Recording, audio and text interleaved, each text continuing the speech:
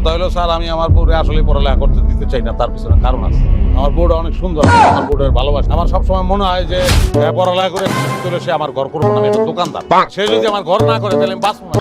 আমি আসলেই ভালোবাসি স্যার। কারণ হইতেছে এইটা স্যার, এই কারণে আমি পড়ালেখা করতে দিতে চাই না এবং আমি দিব না। দুলাল সাহেব, আপনার যদি মনে হয় আপনার বোর্ড থেকে আপনি কম শিক্ষিত, তাহলে আপনি নতুন করে পড়াশোনা শুরু করেন। পড়াশোনার কখনো বয়স হয় না। তাইলে আমি যদি ভর্তি হন যায় তাহলে আমি ওখানে ভর্তি হতে চাই। সে যদি সত্যি সত্যি আমার সাথে কলেজে যায়, আমার সাথে পড়াশোনা করে, তাহলে আমি খুশি। মানুষের কামই হচ্ছে হাসা। তুমি যাই করো না কেন, মানুষ হাসতেই থাকবে। তাই বলে তুমি তাদেরকে মারতেও পারবে না, বকতেও পারবে না। কারণ তুমি হাতে নিছো বই, আর যাদের হাতে থাকে বই তাদের হাতে কোনো অস্ত্র মানে না। তাহলে অবাক যে বাইর যাবে কেন? কলেজে গিয়ে কি করবো, জ্ঞান অর্জন করবো। জ্ঞান তো তোমার কাছ থেকেই পাইতেছি, বাইরে গিয়ে তোমার কাছ থেকে জ্ঞান অর্জন করবি। কলেজ ফাঁকি দেওয়ার জন্য ফাইজলামি শুরু করছো না? চলো ক্লাস শুরু হয়ে যাবে।